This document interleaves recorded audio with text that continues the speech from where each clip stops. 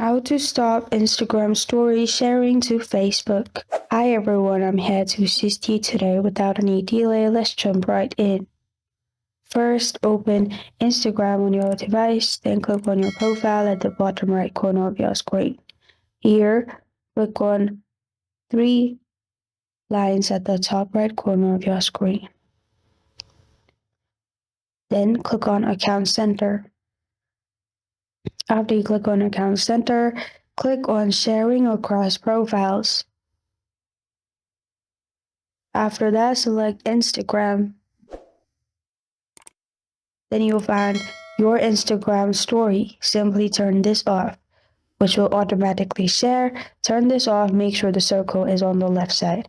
After you do that, your Instagram story will stop sharing to Facebook. This is how to stop Instagram story sharing to Facebook. Thank you for joining me today. If this video helps you out, please leave a like and subscribe for more. Got a question or want to suggest a topic, comment below. Thank you for watching.